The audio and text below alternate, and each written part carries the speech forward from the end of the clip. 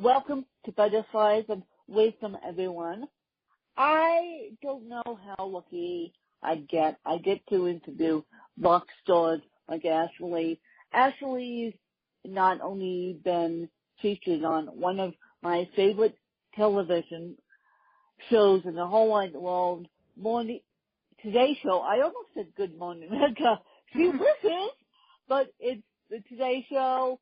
She's been featured in the Wall Street Journal. She's been featured all over the place. You can read more of the bio in the show notes, you guys. I know you guys don't read the show notes like you should, but that's okay. And as you guys well know, I have cerebral palsy, and one of my big things is keeping healthy with cerebral palsy, because if I go down, this podcast goes down, literally. If I go down, this podcast is no existence because I can't keep it up. And that's one of the things that I'm going to talk with Ashley about today is health and business and all that good stuff. Oh, by the way, Ashley's the podcast host, Takeout with Ashley and Robin. So stop, turn around, find that in your podcatching aggregation app, whether it be iTunes, iHeartRadio, TuneIn, Google Play, yeah. Find that podcast and take a listen to it. But enough about me rambling on about Ashley. I'm going to Ashley introduce herself. Thank you so much. I'm really excited about this. We were just talking about the fact that, how podcasting has become such an easy way to, share our stories and have interactions with people we might have never met and learn so much more about them. One of the reasons I'm really passionate about it is that I've been involved with the media. As you mentioned, I'm a dietitian. I've been a dietitian for 20 years. And I've done a lot of media, and a lot of that media gets condensed into about a minute, or sometimes I'm lucky enough to have 4 minutes.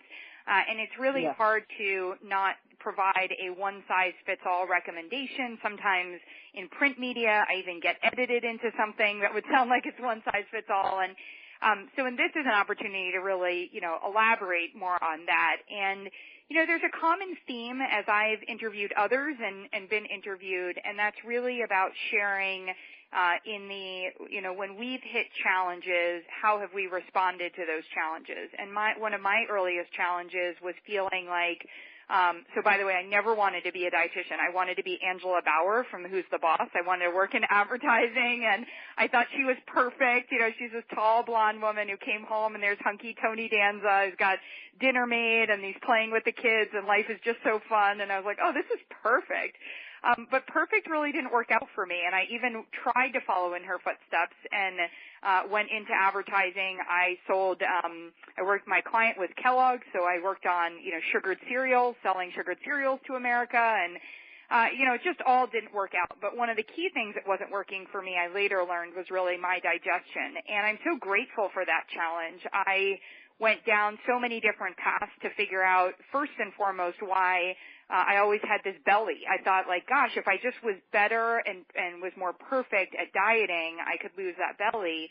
And even when I was doing all these different plans and thought I was doing them perfectly, I would lose weight in other ways. I would certainly be unhappy in my life, avoiding things and, not participating in life really. And even when I, at times flirted with really low calorie amounts and all that stuff, I still would have not just the belly, but the response to certain foods, which I came to learn, was related to an earlier thing. We used to, when I was growing up, we thought antibiotics were the perfect medication, and I was on a lot of those antibiotics. And so as a result, years later, into my mid-20s, I was able to learn that your nutrition, it's really not just about what you eat. It's about what you digest and absorb. And if we don't have that working properly, it doesn't matter if you're choosing kale, quinoa, salmon, even organic ingredients, right? So I became really passionate about helping people enable their better health by figuring out what their body needs. What are those resources that your body needs? And I call that better nutrition. And so that's where I am today. That's what I get to do. And I'm lucky enough to have a very diverse day or business in that I work with patients one-on-one. I have the Better Nutrition membership online, so I'm developing content to help people evaluate and implement better nutrition themselves, and anyone can be a member. And then I work with companies, and I work with the media, and I'm on a couple of boards to help try to create better nutrition to be more of the norm at the national and international level. So, okay. And I was listening to this whole thing, and just to let you guys know, I'm multitasking right now, but I was listening to Ashley. So, okay. Here's my first question, and I'm actually going to shut the laptop as I ask this question. There we go. And so my first question is, I have hemiplegia cerebral palsy, and I don't know how my digestion system works. They never told me, but I know it's screwed up. I know my GI tract is all screwed up due to pain, and you'd be happy to know that as of next week, I'm giving up sugar, which I'm not giving up natural sugars. I'm not giving up caffeine. I am giving up sweets and candies and all that good stuff. Yeah. Added sugars, yes. So I'm not giving up the natural sugars that come in berries, the natural sugars that come in peaches. So added sugars I'm giving up. So for a person like me or a person who has a disability, how do we get our digestion tracts back on track? No pun intended. Great question. Yeah. So everybody has, so the key thing for us to understand is that it's about our bodies, right? And so I would never want somebody to listen to me, and maybe I'm on Dr. Oz or the Today Show or Good Morning America, which I heard you talk about that earlier. I would never want somebody to hear what I say there and think that it specifically applies to them. And that's a hard thing to say. And one of the things that I'm very focused on today is helping people make sure that they do the most important thing that they can do for their health across the board. And that is to assess where you are at today. So for someone who has any, disabilities come in all shapes and forms, but many disabilities actually impair either the ability for the digestive system to move at all, or have some restrictions and make it harder for the digestive system to move. And some people are unable to move from the neck down, right? And so if that is the case, what we have to think about is the body was designed with this notion that with the system that the digestive tract, which goes all the way from our mouth, all the way out through however we poop comes out, right? So some people it's a bag, some people it's out their rectum. However that's happening, all of that is contingent on the body, the muscle of the digestive tract being able to move things along. So one of the things that we do is we actually help that. One nutrient that helps that is magnesium, and magnesium belongs inside of our cells in order to turn off the stress response. It's like a light switch. So when stress occurs, good or bad, so a happy moment or a challenging moment, calcium enters our cells and makes us stressed out. And I want you to think of that stress as like making a bicep, as like tension, right? And so what we need to have happen is that relaxation, and that's where the magnesium needs to be in our cells to kick that calcium back out. That's how our body, that relaxation, and that's the tension and relaxation of all of our muscles. So our heart muscle, for example, needs calcium to contract and magnesium to relax. And so one of the things that I often do working with patients, I've had multiple sclerosis patients. I've had people who have injuries for a period of time, or I've had people who have disabilities where their body, the muscle movement is not happening. And one of the things that we can do is encourage that movement by using magnesium. Another thing that we can do is we can use food in different forms. So I might find if I'm somebody who has a slower digestive system, and this is true of me, and so I've learned it on personal experience. and slower as compared to others. I just consider what I have as my norm. It's Ashley's norm. But I also know that if I am flying or if it's before my menstrual cycle or, and depending on what's going on, that movement may be slower. And during that time period, I do really well with soups, smoothies, bowls, liquids, all sorts of different, where I've actually used the blender to break down some of the nutrients into a more usable, easily absorbable form so that my digestive system doesn't have to work as hard.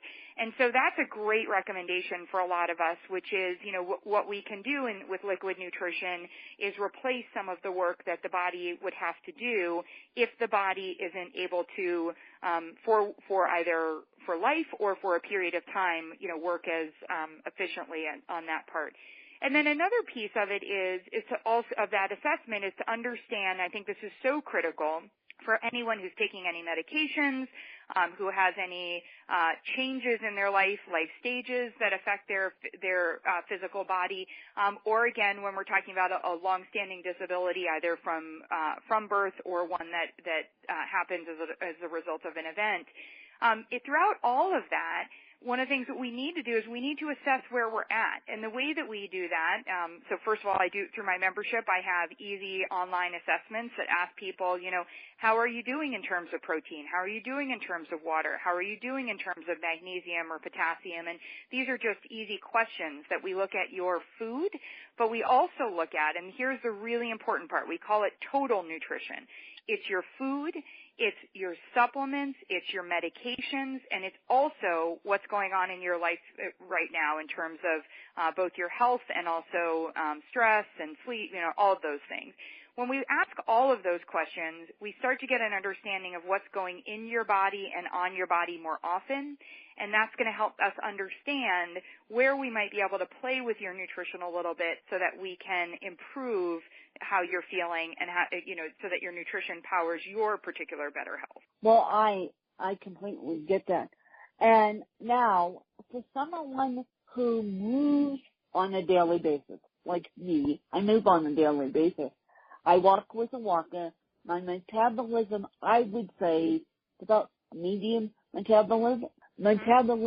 And so for someone like me who's not on any medications as far as a cerebral palsy, thank you very much, the only medications the only daily supplement I'm on is vitamin D because that's low. And yes, I do have low vitamin D. Yes, I do get in the sun.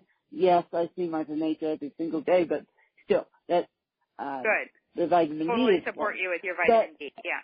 So, what would you say to people that have a disability but move on a daily basis and are not stagnant and have a medium metabolism? How does that work? Yeah. So the best thing for us to think about is for all of us to think about our bodies like a race car and not like a street car. So a street car, we go get gas. We let the gas tank run low. We go get gas, and we probably every so often have somebody look under and say, oh, do I have enough oil in the engine? Is there enough air in the tires, et cetera. We're not designed like that. A race car goes, and first of all, it gets put in, before it's about to race, first of all, it gets its whole tune-up, and then they put in the amount in the gas tank that is just needed and they have it measured down to the right amount for a couple of laps. They have the same thing for the oil in the engine, the air in the tires, and also the inside of the race car doesn't have a bunch of junk in there. It's been cleaned out. It's just that, there isn't leftover groceries in the back or, your kid's sleeping bag or any of that stuff. And I use that analogy because we want to think about eating and our nutrition that way. If we start our day and we give our body what it needs to run better quantity-wise for a couple of laps, and then we pit stop and we do that all over again. And the analogy would be the gas in the tank would be your carbohydrate, the protein would be the air in the tires, and the oil would be your fats. And then keeping a clean inside of your car is what I think about with non-starchy vegetables because they're a cleanup team. So if we do that and then we pit stop again, and we pit stop a couple of times throughout the day, maybe about 4, 5, 6, depending on how long we're awake, and we pit stop like roughly every 3 hours, right? It's like maybe 3 laps around the track. The reason I use that race car analogy is it's going to help us understand how our body can work effectively and efficiently, really irregardless of our metabolism, but you mentioned, having sort of a medium metabolism. It's going to be great that way to be giving ourselves the nutrition that we need for better energy. We're fueling our bodies with the resources that it needs, and if we pay attention to the quality of what we're consuming, it's also going to help us not give the body anything that would irritate it or disrupt it or, be a challenge to it. And if we do that, we're also not overwhelming our body. If we put too much gas in a gas tank, that gas just spills, and it's dirty, it's messy, it's even dangerous. And if we consume even a really great food, even something that has no added sugar, but if I sit down and I have 4 servings of fruit or 3 servings of fruit, it's too much for my body at one time, too much gas in the tank. And as a result, that's what gets stored as fat, and that's also what challenges our blood sugar, and puts too much sugar in our blood for the insulin to work and get it all where it needs to go. And it also challenges our digestive system by giving it too much to work on. So I think the key thing and the cornerstone of what better nutrition is, and we know exactly what better nutrition is today, and better nutrition is what powers our better health. Better nutrition is paying attention to the amounts, so quantity, the quality, making sure we're consuming food that is better quality and isn't going to be devoid of nutrients or give us anything that's going to irritate it. And then nutrient balance, that's the carbohydrate, the protein, the fats, the non-starchy vegetables, and then the frequency. So it's just those 4 pillars, and the frequency would be our pit stops. So that's going to work exactly for someone like you. And then you brought up the vitamin D as a supplement, and I'm like, woohoo, like hands in the air, because in order to get enough vitamin D, there are 2 ways that you could probably do it. One, you could drink 6 to 8 glasses of milk in a day. There is no way I'm ever going to recommend that. And the second part, that is not better nutrition. The second way is you could be eating wild salmon every single day, and only wild salmon. And I'm also not going to recommend that. And so, I think in that idea of, when we've learned we can't just go out in the sun, and also I don't want you just going out in the sun because I also don't want you to get skin cancer. So I think the role of supplements is to be a great balance so that I can make great food choices, and I can also get in the nutrients that my body needs more often. Well, thank you for saying it, because I'm always curious, should I keep taking these supplements? And my doctor said to me, your vitamin D is low, your vitamin D is low. We went over this 1,000 times. I'm kidding actually when I say that. And I finally bit the bullet. I finally said, I give up. I give up. Fight with my doctor. I mean, they go, are you in a crappy mood? And when you guys, and actually can attest to this, when you guys don't have enough vitamin D, you get diarrhea, which is always lovely, and you get in a crappy mood because your hormones are imbalanced. So now that I'm actually taking vitamin D, I feel lovely. And I'm not necessarily on having diarrhea necessarily anymore. But how do you feel, since I'm asking, how do you feel about, let's just say, stuff that pills that help you use ladies' room? Because I'm realizing that even though I have a medium metabolism, I'm quickly discovering that it doesn't help with my CP because my digestion tract is screwed up. It's been screwed up for 30 years.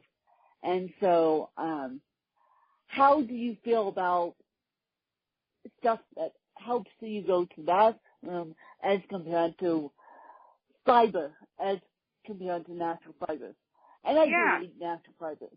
So I think that there are probably 2 categories we could put things in, right? Things that exist in our body or that the body understands as resources, and so they would be nutrients that are resources that the body uses in order to do its normal functioning. And then I think there's this other category of things that can be used to get an outcome but they aren't the normal resources. And so I'm going to, so the difference might be like a cascara versus, or using senna versus having a fiber, or versus a probiotic, or versus glutamine to aid the digestive tract, or versus water from a hydration standpoint, or magnesium, right? And so what I look for is as follows, and in cascara I could also use caffeine, because I know plenty of patients that are using their caffeine to go to the bathroom in the morning.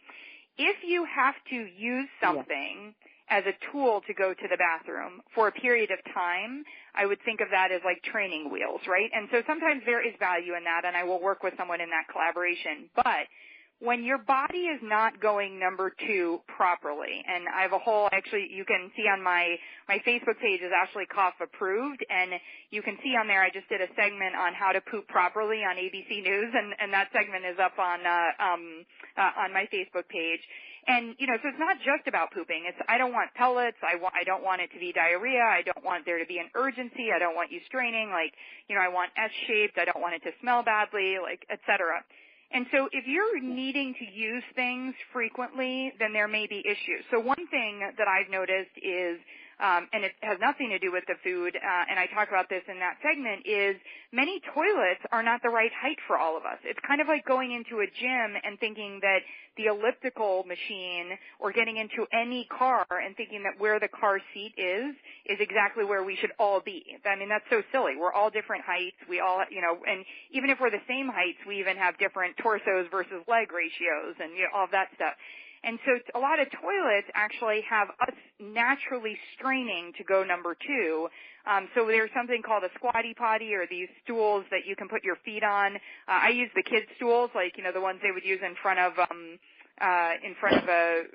to get up to the sink, and I might use that to make sure that my body is going to be in an appropriate seated position, right? And so sometimes that's the difference. And somebody says to me, wow, I can go to the bathroom with that better, and I don't need one of these other things. So taking, a tea to go to the bathroom, or using a supplement to go to the bathroom, and even using some fiber powders, they might be okay as temporary, and with a fiber supplement, it might be something that we might even include on a more regular basis. However, supplement by definition is supplemental to a healthy diet, and so what I want to emphasize there is reminding ourselves that we still have to work out the nutrition piece in our food. What is going in and on our body more often is going to be a factor. And I say on our body because I recently had a patient who was doing a progesterone cream as she's starting to go through menopause,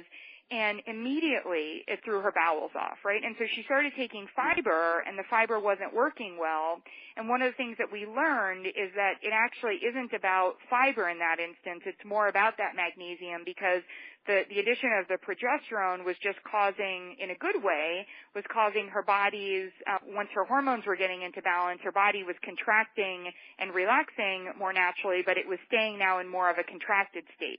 When you add fiber to a system that isn't moving well, it's just going to be fiber stuck in a system that isn't moving well. So you're more likely to get more bloated there. So all of this can sound complicated. I think to give a very direct answer to your listeners, first of all, I am available.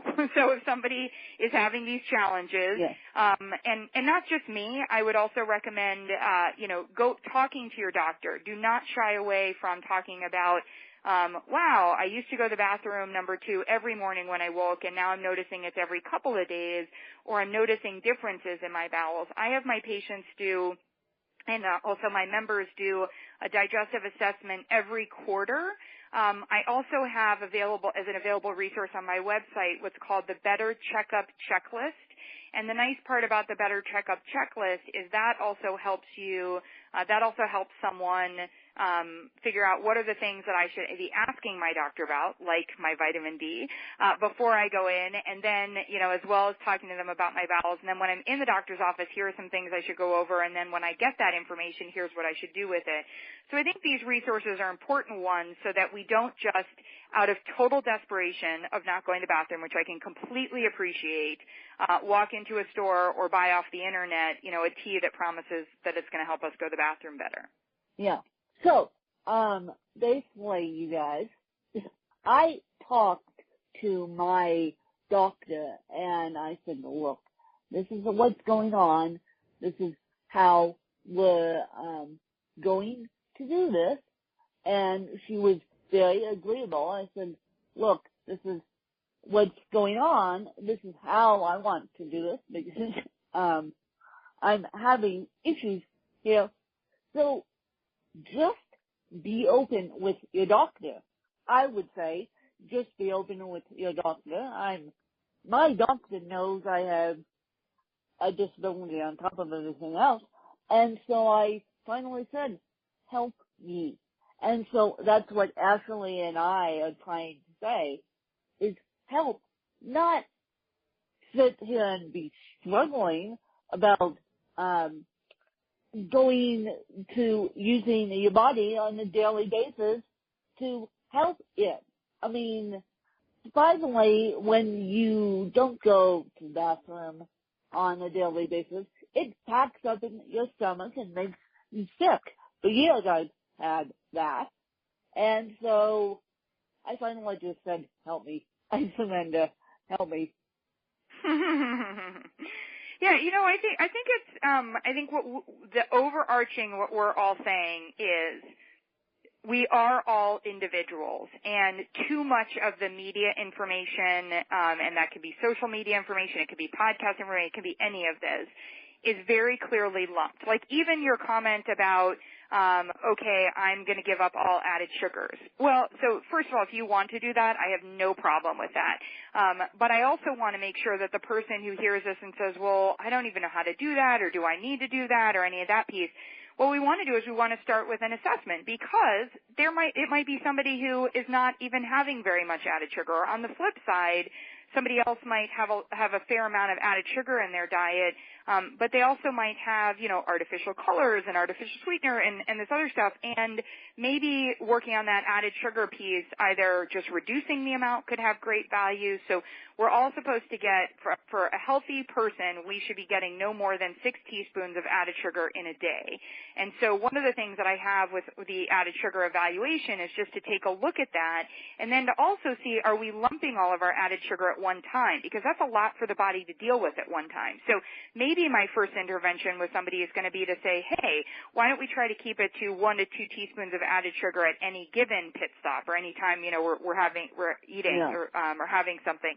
So I think the overarching theme that we're talking about is really about, in order to get yourself to have that better health that we all want and crave, or to keep it if we are already healthy, keep us off medications, that sort of a thing, we really have to do the job of assessing where we're at. And so that's my job, is to help you do that. Whether it's, I have my workbook and audio program, The Road Trip to Better Health, and that's a great one to help you figure out, what is that destination? What is that health goal that I am really trying to go at, and what's a better plan to get there? And we do that together, and it's called a workbook because you actually have to do some work. You can read a book about what might be good from a nutrition standpoint, but in order to have it actually work for you, we've got to do that work, as well as some of the other tools, that can just help people figure out, maybe you've been trying something. There's something that frustrates me so much is when people are trying, they're either investing time, money, emotions, or all of the above, and they're not seeing the results that they want. Like, that's where I'm like, oh my gosh,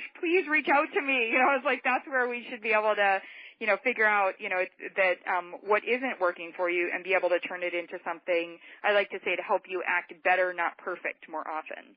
Yep, better, not perfect, more often. And now, before we end this interview, I want to ask you, one, where can people find you? And then, where could people get a hold of your podcast? And why did you start the podcast? Great. So I love that. So thank you so much. I am pretty much everywhere on social media and on the web at Ashley Koff Approved. So my Ashley is spelled not normally, but the traditional way, Ashley. My last name is Koff, Koff as in Frank, F as in Frank, and then my last name is, the last part of that website is approved. So ashleykoffApproved.com. And on there, you can go, I have a spot for my podcast, and you can go that way, although podcasts are easily found at Apple Podcasts or iTunes. I really hope that you will check it out because I started the podcast for two reasons. One was I have a dear friend, Robin, who is my co-host, and she and I would we would go about our days and our lives are so different.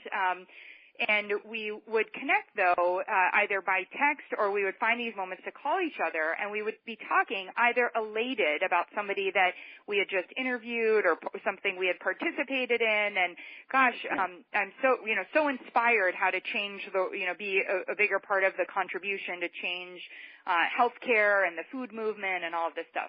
At the same time, we would often talk about something we're like, I can't believe this is happening, or how do we create awareness about this, et cetera. And so I invited her. I said, you know what, let's just do a podcast. I was like, even if it just turns into us talking, to each other and interviewing some people, we may as well record these, And so we started doing that. And the second part of it, which I had an inkling was going to come about, but really excites me, is I am just so curious about individuals and what inspires them, either on a personal level to make different choices, make better choices for themselves and what their better health is about, or what inspires them to do that on the professional level. And one of the things that I'm super passionate about sports, and I'm a massive basketball fan.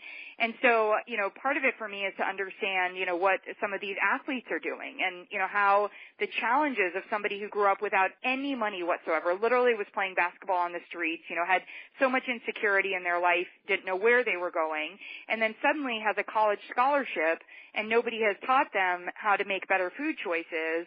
And oh, by the way, the college, basketball or football practices are at the same time that the school dinner or lunch is open, and so they're like, well, I'm starving after my practice, so of course I'm going to drive through, Taco Bell or wherever, right? And so there are all these things, and so I ended up getting the chance to talk to one of these kids on my podcast and talk to him about how important he got really, inspired with changing at the university when scholarship students can have access to university food, right? Which is one of the things that you would think is just, he's like, here I am like the star of a football team and this is what's going on, right? So I think being able to have those conversations as well as, ones with actors and musicians, and then, especially because I live in Washington, D.C., also with some of our policymakers and find out, how are we going to turn this tide? How are we going to make things be better? So Take Out with Ashley and Robin, you hear from both myself and Robin, and usually it's the questions that we find interesting. And then, of course, the conversation goes in, whatever direction it goes in, and we get to have this really great opportunity to talk to our guest. And at the very end, we ask them some of my favorite questions, including, and I'm going to ask you this question, so if you're ready, if you were a food, what food would you be and why? You guys are going to think this question is really weird, and my answer is going to be really weird, but I would say kale because it's so good and so healthy for you. You thought I was going to say pasta or something. I like my pasta as well, but I love a good kale salad. Oh, I love that. And so if you think about it, when you ask that question, it is a weird question, but when you stop and think about it, it's like not what's your favorite food. If you would be one, and there you have just told me that, and it tells me one of the reasons why you're doing this podcast, one of the reasons why you're having me on here, is that you are actually really interested in being that healthy, delicious something for someone else. And so it actually tells me so much about you, and I love that part. I mean, for me, my answer was broccoli because, first of all, I had to come to peace with the fact that I was born with naturally curly hair and spent my whole life trying to straighten it until I learned people would be like, oh my gosh, I love your curly hair and, your curly hair so suits your face and all this stuff. And I still get blowouts, so let me be clear. But at the same time, when I learned about how great for you that broccoli's curly florets are, I was like, oh my gosh. And it happens to be one of my favorite foods. And, so it's like celebrating. For me, I wanted to celebrate that uniqueness in there. And, I have a whole ode to broccoli, which I won't take everyone through. But I think it's a great question. It's a great one to take to a dinner party or when you're with your friends next. And I think you'll find out a lot about them. Yeah. So it's an interesting question. And I might steal that question from you if you were food, what would you be and why? Absolutely. And so you guys might get that out of me now, because that is always an interesting question. And I would love to thank Ashley for her time this morning. And by the time this comes out, what is today? Tuesday, August 1. It will be Wednesday, August 3. So you guys will hear this bright and early Wednesday morning. And so let's hope that you can put headphones into your ears, but I would recommend everyone listen to this, because not only the parents listen to this, not only the disabled listen to this, but everyone, because everyone needs to have a healthy body. And I'm going to try and have Ashley on once a month to keep me updated on what she's doing and the podcast, and just give a healthy checkup, no pun intended, on this podcast. And so you guys can keep up on my health as well with Ashley. And I hope that you guys enjoyed another episode. This episode has been sponsored by Grace by Grit. Grace by Grit is a clothing line out of California. They're giving you 20% off when you type in the code Extra Butterflies at checkout on their website, which is again gracebygrit.com. All that information will be found in the show notes.